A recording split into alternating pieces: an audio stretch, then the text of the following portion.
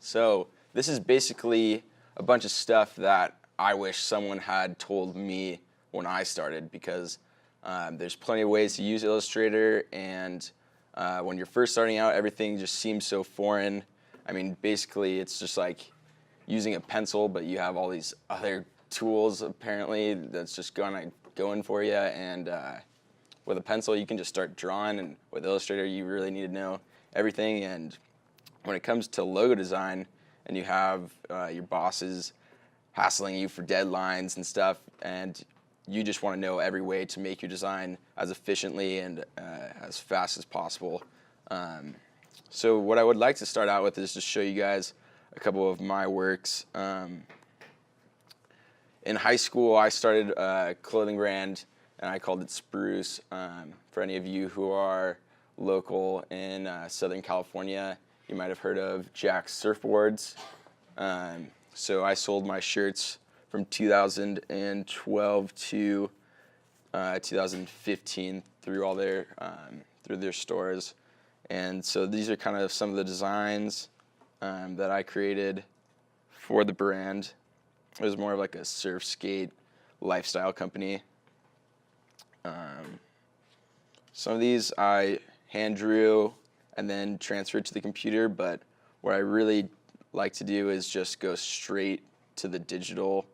I like my work to be very like clean cut, just bold artwork. And these are all designs, and what I'll show you today is more simplified and kind of like the logo version of everything.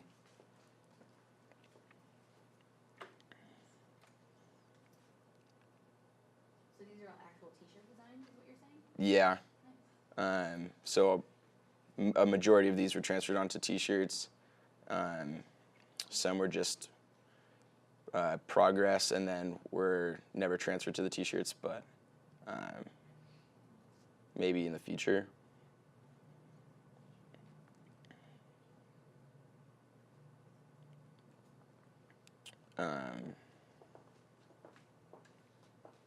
So I'll just kind of. How do you usually pick your colors?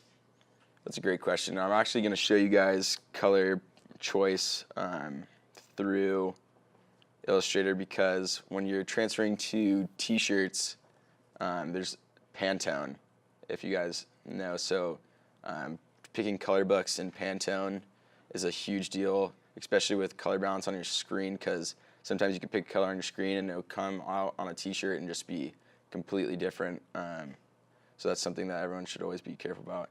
And here's just a fun little GIF I made that you can do straight from Illustrator. It's just me riding a bike.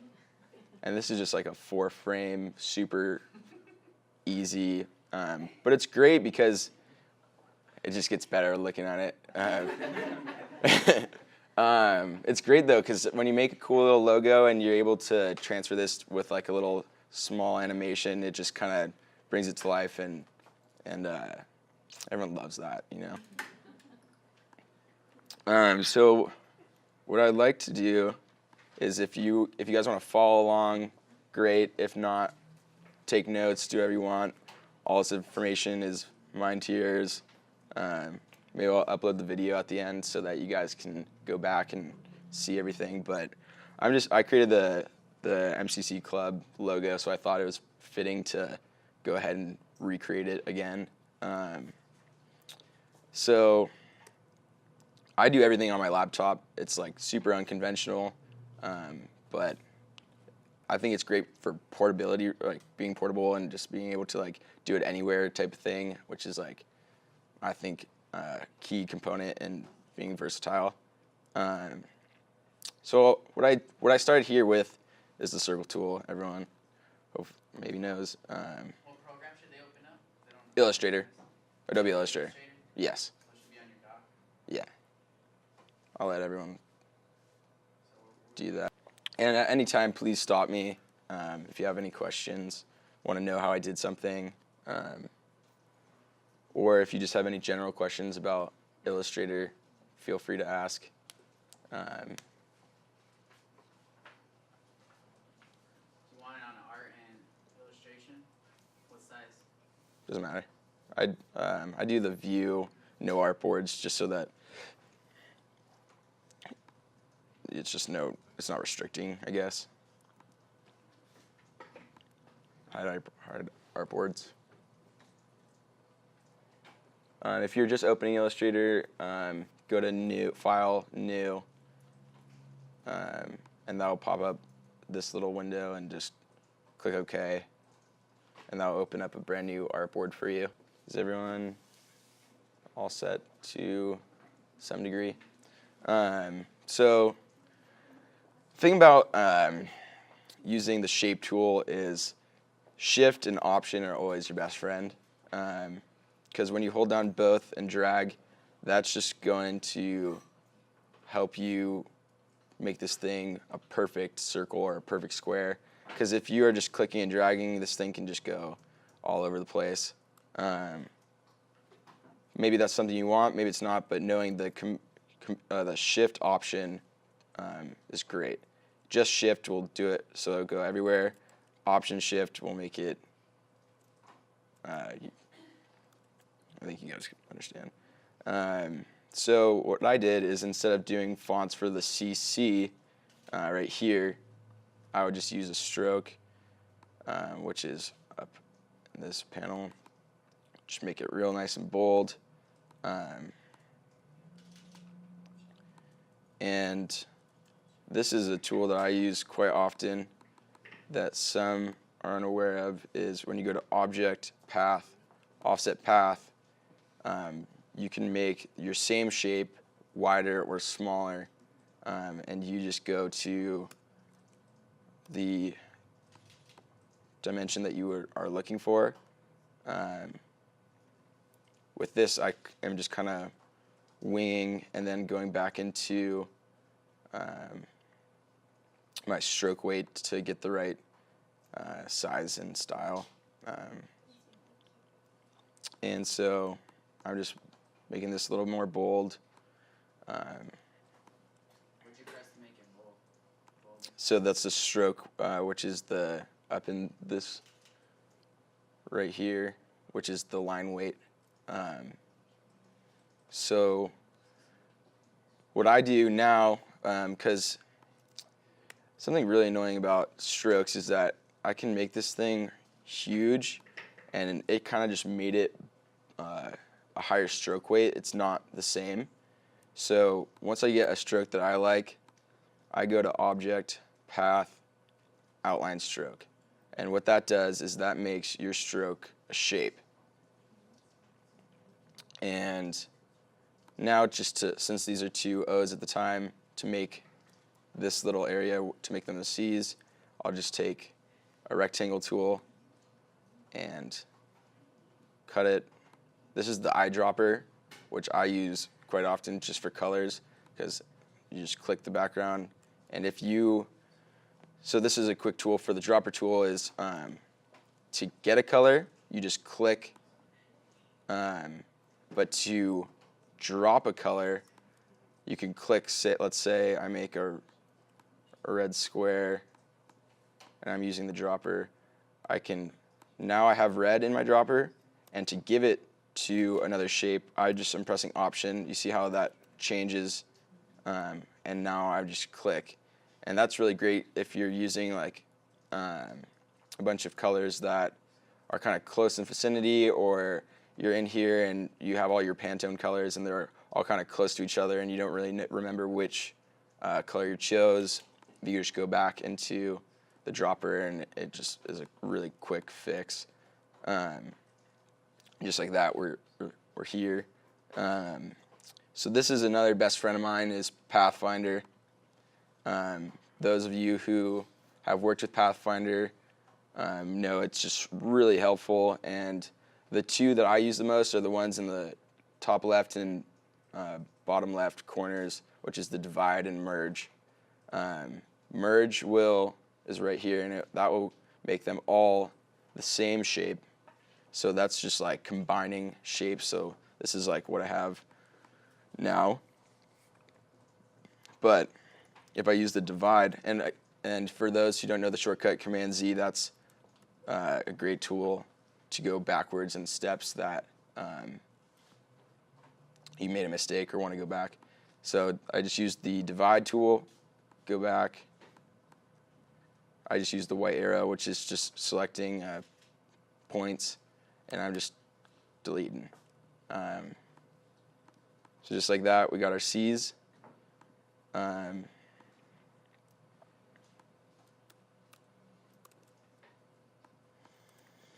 So now I'm just going to make the outline of the line here. And again, I'm just using the Option Shift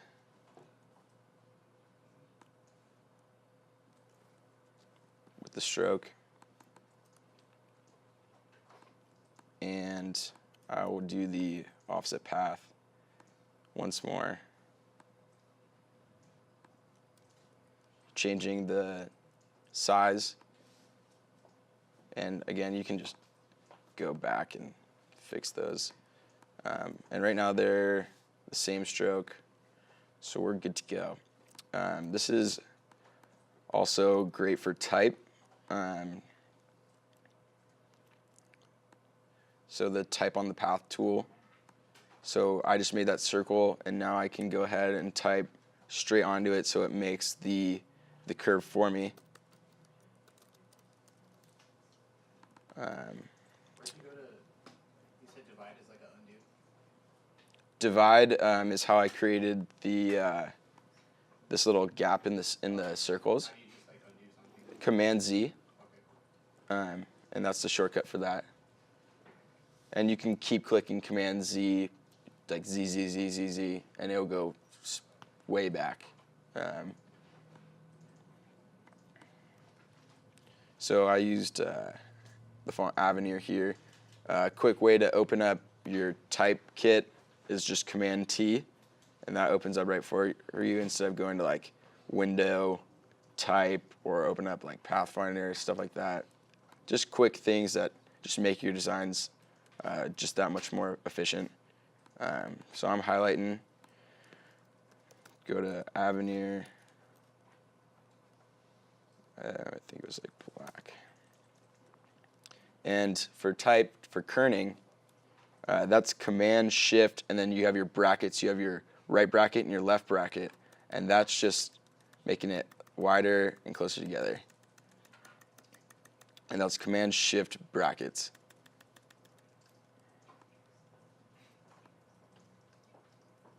What I'm doing here is for the path, the type on the path tool, I'm just making it so that both borders are on the outer points of the circle, and just that way I can get straight right in the center for the type. How did you make the type? So on the type on the path, they have these little blue lines, and so what that's doing is just creating that border for where you're positioning the type. So I do it just directly on the middle points of the circle, so I know that that's just dead center. And what this is doing is this is creating where your center is. So you have a border on the right, border on the left, and your center. So just making those, when it comes to circles, just make sure that they're all lined up. And again, so you just go Command Shift brackets because we want these to be all the way over there. You can also like move this all the way to this last point, and that way it's still center, but you have all this more space to keep moving up your type. Another great use for the type is that people don't know that there's like all these other symbols that you can have, which are just using Option and then all of like your numbers. And a great one is Option 8, which is this little dot that people use in design quite often. And what I'm doing is just Option 8, and now I got my two dots on the side, and I'm just making them right there on the the line. And so what I'm going to do now is I'm going to press Command C, Command V, the most common of the shortcuts on the keyboard, but a great one so that, because when you do Command C and Command V, this is just going to go to the center of your screen and not to the center of your design. So a great shortcut is Command C, Command F, which is putting that same design right in front of itself. So right now, it looks like I did nothing, but I really have the same design or piece of your design right in front of it. So what I can do now is just do Command Shift drag so it's right in front of each other, and then by using the lines, I'm just throwing, it gets a little finicky sometimes. I'm just throwing this back upwards so that it's inside the circle. By using the dropper tool, you can also get the same exact type with the same kerning and size. So by clicking that, I just got everything and all the same information. And that way I can line up my types in the center of the design. I'm just going to... Does your type have to be in a shape for it to copy like that, or No. can you always eyedrop type settings like that? You can always eyedrop type settings, always. That's a great tool I use all the time. So I'm just going to change this. Always double check your spelling because I've done that way too many times. Where my first shirt I ever printed and Jack Surfshaw bought, and it said, instead of abstract, it said abstract. And that was just all over town, just wearing that shirt. People didn't even notice that it was misspelled, but as an artist, you like always know, and it was just like such a big blunder. For the kerning, if you want to get like, so when I'm doing the kerning with my brackets, it's going by the, what is it, 20? Yeah, by the 20 up in here. But what you can do is, if you want to get real specific, you can just use it. It's that, looks like VA. And here's another great thing that some people don't know how to use is the art brushes. So there's what I use the most is the pattern brush and the art brush. And how to create one is, so for this instance, I'm using the dotted line. I have it in my brush settings now, but I'll go ahead and recreate it. So I'm just making, with the line tool, I'm just making that dotted line, that dash. I'm taking a rectangle tool and just putting it right around it. For those of you who know a line, I just align it to the center, and you have your aligned to artboard and aligned to selection. For this, I would use selection, and then right now I just go middle and center. So I will now take my outer square, make this have no stroke or color inside of it. So when I drop this, I'm going to group it and drop it into my brushes. It pops up scatter brush, art brush, pattern brush. But for this one, since we want to keep duplicating, we're going to do the pattern brush. So this is going to see how this like little line with the arrow is mimicking what your path is going to look like, your art brush.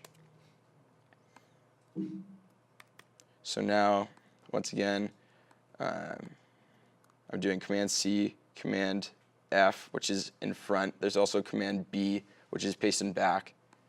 And I just click in this way. You don't have to like try to get that right curve.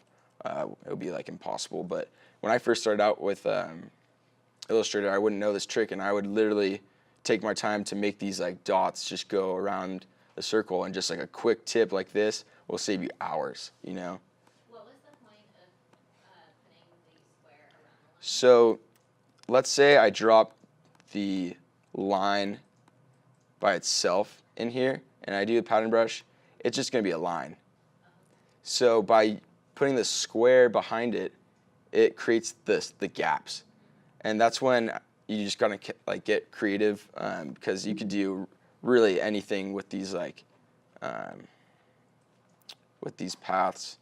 Let's say like you want to make a chain around it. I'm just gonna make a makeshift chain real quick.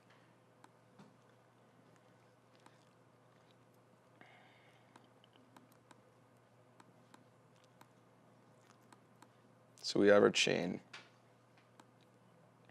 For this one, since I want both of these squares to match up again, I really only need one, because this is going to duplicate on the other side of it. So I wouldn't need a square around it, but I drop it in here, pattern brush. You see how it's going to connect and duplicate to each other. And with the stroke, you can make these things huge, you can make these things small. But again, great tip, because this would take hours to do without the brush tool. So I'll just go back to my dots, my dotted line. So now we're getting real close to looking like the logo.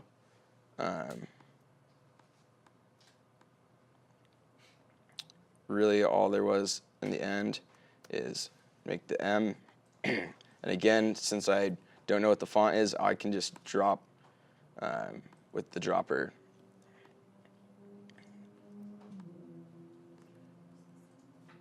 Just like that. And then we have our logo to some degree. Does the dropping of the M work if the original M is an object, or does it still have to No, so it still has to be in its type. in its type? Yeah. Okay. For me as an artist, when I always make a logo, let's say I get pretty close to finishing and I want to start playing with colors, I'll always do create outlines. But that's another thing. Okay, so if I want to make this a shape, Command Shift O or Option Shift O.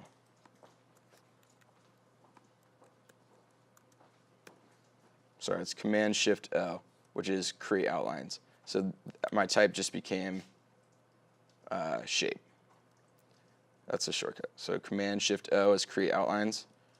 But what I'll always do before going into colors is so I have my full logo with type. So that way, if someone wants to my boss wants to tell me that he doesn't want it to be called Modern Creative Collective anymore, he wants it to be called Cole Friedman's Club. That way, I won't have to remake this path with the type on it. I won't have to do all the spacing, and I could just send them right back the logo, changing Cole Friedman's Club, just like that. So what I'll do is take it, highlight it all, and this is a great one. So instead of doing Command C, Command V, if you hold Option and Shift, so Shift, without Shift it goes wherever. With Shift it's just straight down, and by holding Option I just duplicated it. So with Option, boom, I can make as many as I want. With Shift, straight line. I think it also does diagonal. Yes. And that's great. But if you do end up putting it all the way over to the side, if you group these two objects by using your Align tool, you can get these things lined up again. And they do, you know, they have all these different ones, so if it could be on the left or on the right. So what I'm doing now is I'm doing Command Shift O. That takes the type and making a shape. For the path, that's still in its path, so what I'm doing is Outline Stroke. So what that did is making this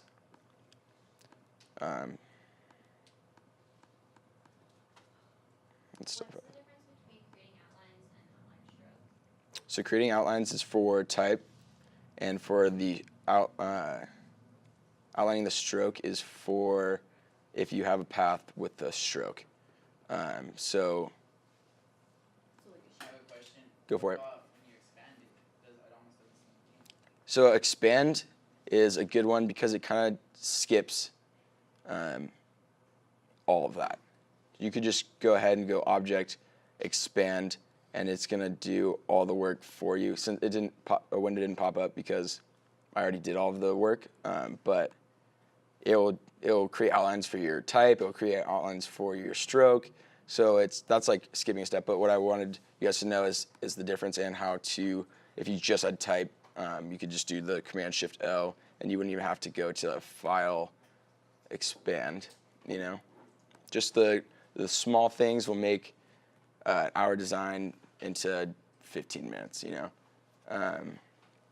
so what I'm doing now is I'm going to teach some color choices. And all of these are pretty unconventional, so take away what you would like.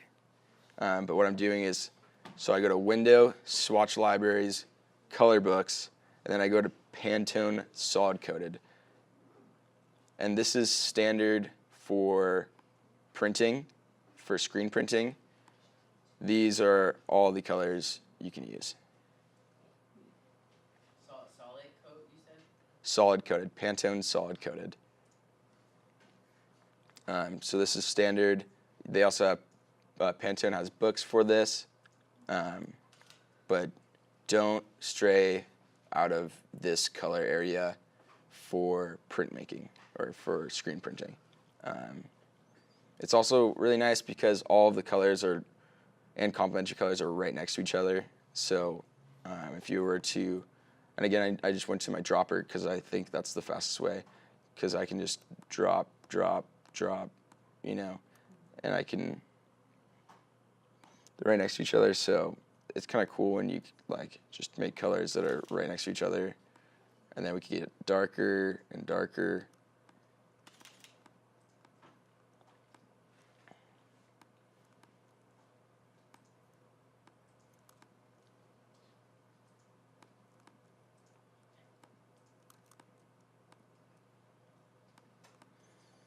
Then, you know, it just makes your design so much better.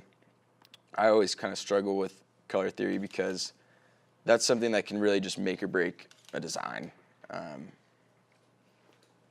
So I'd always spend some time. That's like the longest process for me is choosing colors. I'm trying to, okay, here's another great tool that most people don't even know is a tool, which is the rotate tool. And let's make a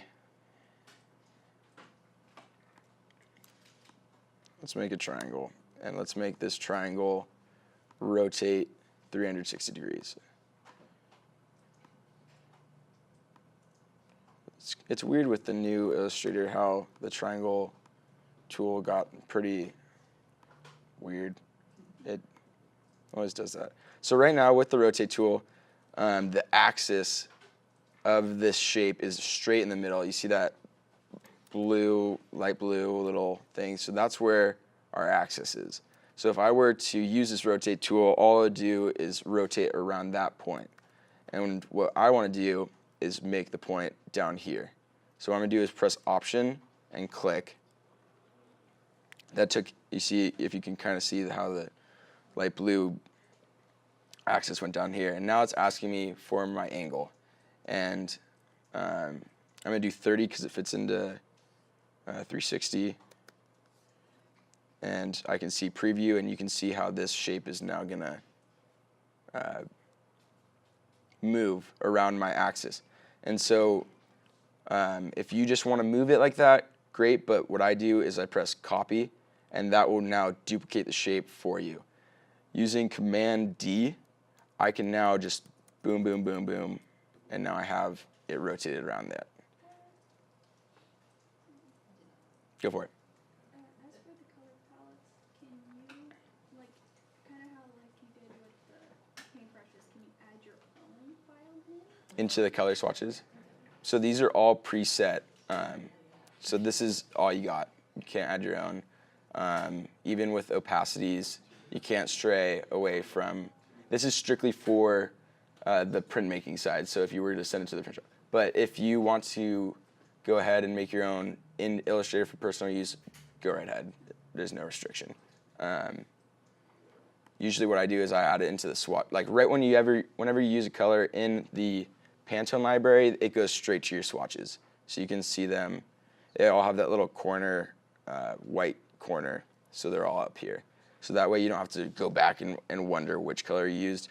If you're only using 5 colors, it's right up in your swatches.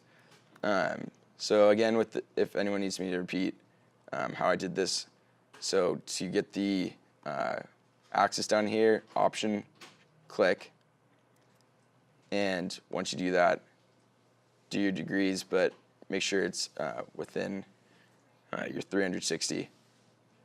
And so you're pressing copy. Command D is just your duplicate. And that works for just about any step. Let's say I have a circle and I did Option Shift right there. I just want that to happen again and again. Command D. And that will just go on for as long as you want. So the same thing here. What I'm going to do is press Command C, Command F, which is pasting in front. And with the shift and the rotate, I can make this thing just thicker and just kind of play around with it. And now we have a flare of sorts. So that's always great. Another thing that some people get confused with but can be great in design is the gradient. So they have a couple preset gradients in here. Let's just use this one. So what it did is individually gradient each one of these, I believe.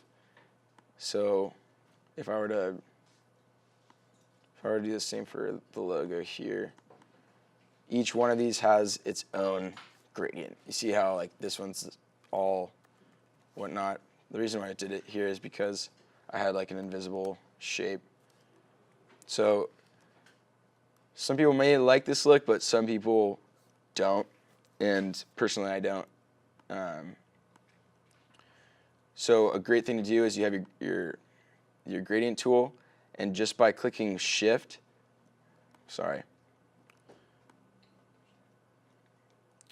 drag and then Shift, I can make this tool cover the whole grouping of your shapes instead of having the individual look. And with your gradient window, you can customize which colors are going into your gradient, and by doing that, you can just drag colors in here or from here, wherever. So for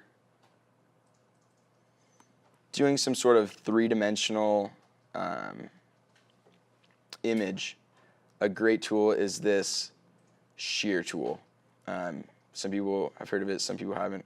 But now we're dragging this shape. Let's say we're trying to put it on a table. Now it's flat, basically. So we have the shear tool. It's going to pop up as a scale tool, but we have the shear. And all I'm doing is, so again, here's your axis with the blue dot, the light blue dot. If you want to change the axis, again, it's just by clicking it over here, Option click.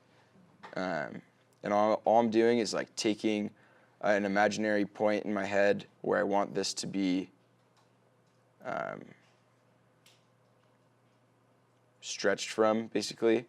And I'm just visualizing how to make this thing somewhat three-dimensional. So this is great for, let's say, a square, and you want this thing to be like a box, and now you have that angle, and you can go ahead and make you know, and now you have your points just to make your box.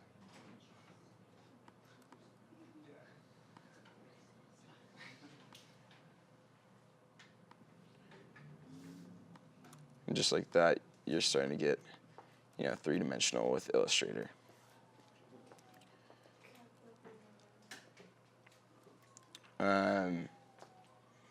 Another great tool is the magic wand. When you have a bunch of different colors, I always use this to, I click this and all of my gradients are now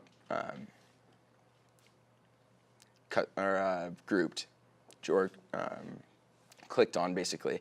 And so by just using the magic wand, in one click I can change every single one of my gradients into a green or a different color instead of individually dropping in with my dropper or by clicking one and then clicking another and clicking another.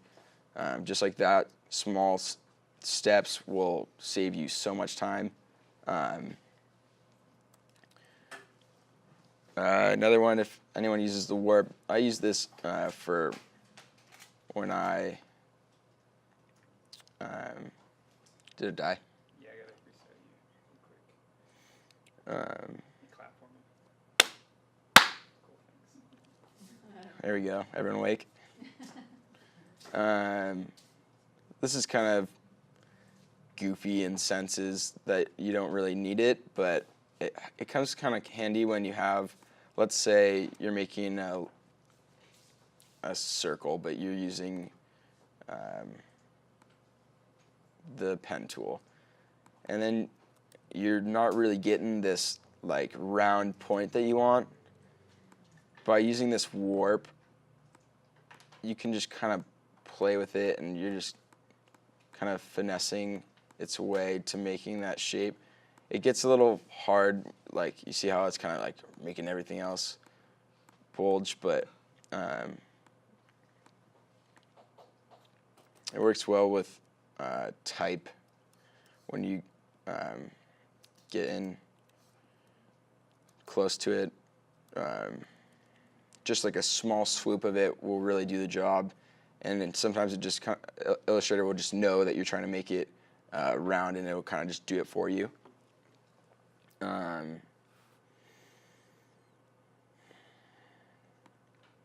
Type has all these different ones, so we have like vertical type, but if you ever want to only type in this area, type in an area, oops, and now we're just only typing in here.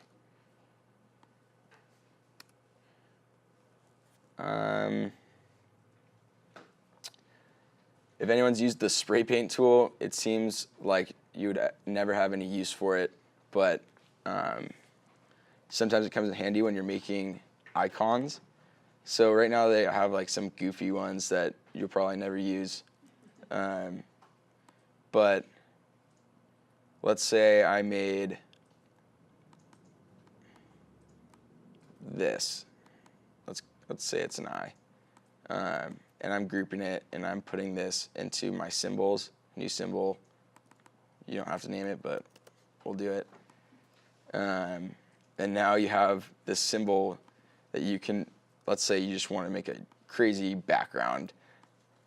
And with the spray paint, it will just scatter this eye around. And it can get cool, it can get weird. But sometimes just knowing these things, it will just come in handy one day and you'll just be like, thank you, Cole Friedman. I know how to do that now. And so if anyone used the blob brush, I use this for kind of fixing up things. Let's say that I really only wanted half of this eye.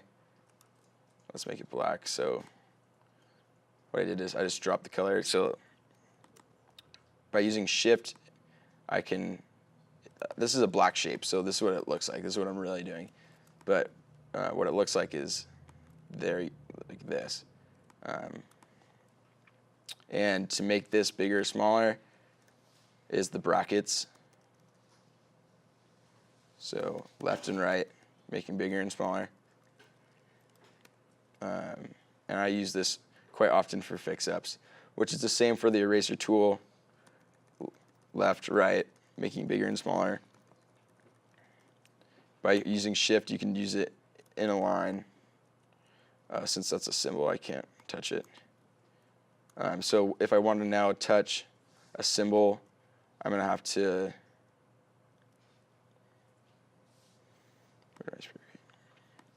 So I have my symbols.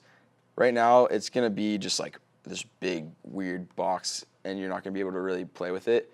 If you now want to go back into your symbol, you're going to do the expand, like Manny said earlier. So now we have the object and fill, and we're going to do it once more. Here we go. And so now, when you ungroup them, you can go back and play with each shape. Why did you have to do it twice?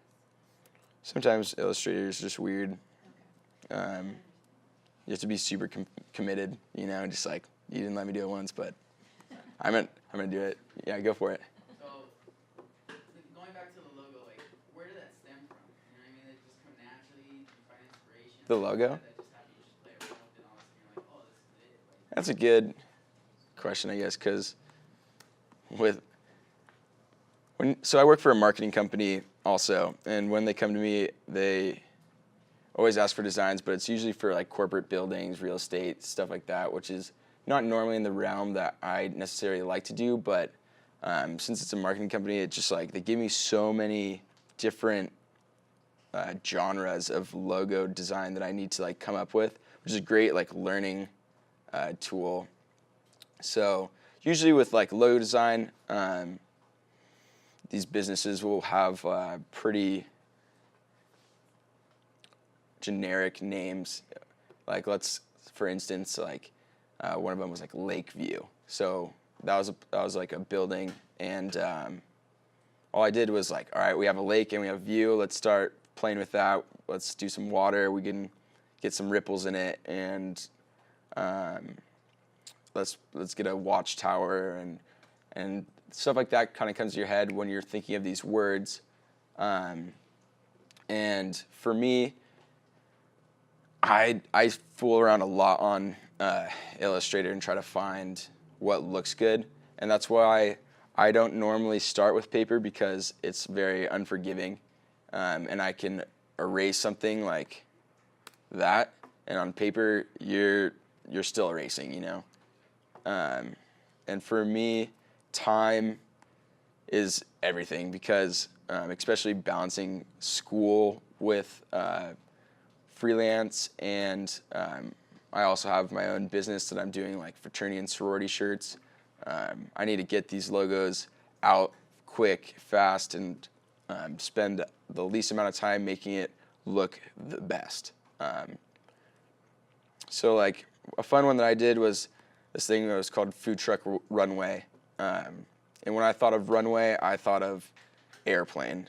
So what I did was I just turned this food truck into an airplane. I liked this design a lot. And you get fun with it, see if they like it or not. They didn't, and that's always kind of a struggle being a graphic designer is for a business, because you're trying to get cool, you're trying to get them to develop into a brand that can really be very like modern, but some just want to be stuck in the past, and you're going to put out that one logo that you're like, I really hope they're not going to pick this logo, and every time they will pick that logo. But that's part of the job. You still get to have a cool artwork to put in your portfolio or whatever it is. Here's another take I took on it for the airplane, and it's fun and creative.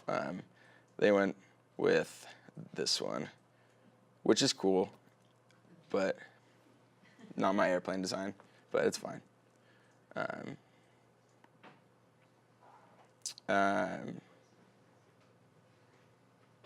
where was I?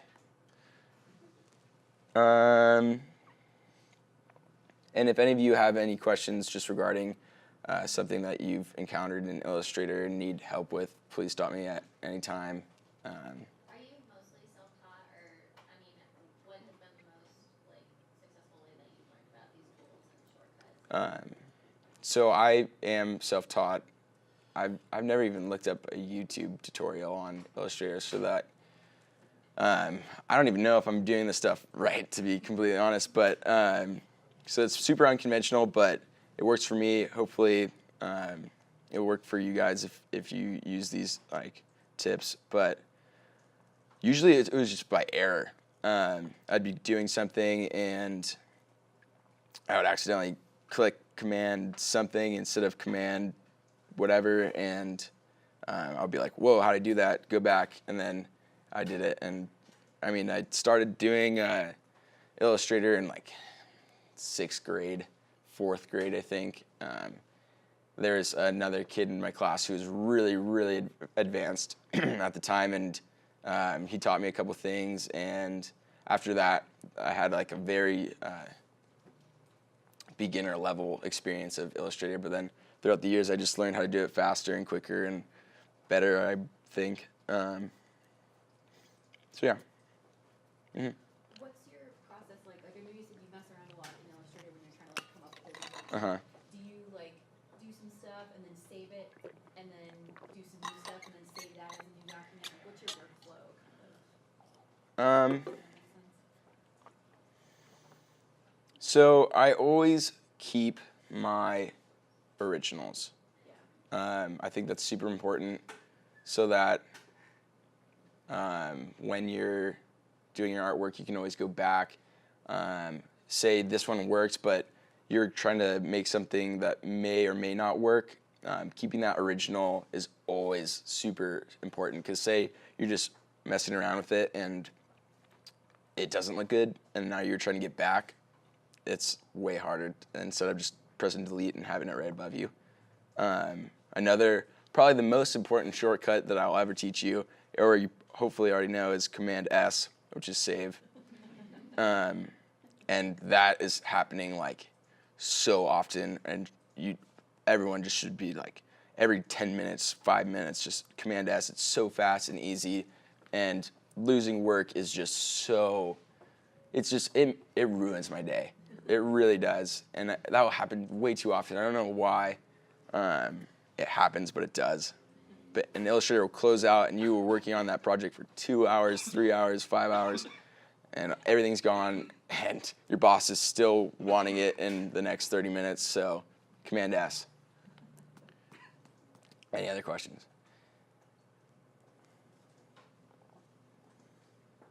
I think that's it. Yeah. For grouping the shapes, what's the shortcut? Grouping the shapes, Command G. Okay, and ungrouping? Command U, I believe.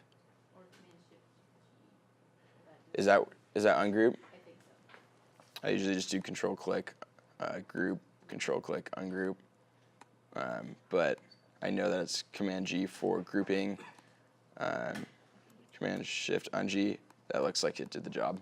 Yeah.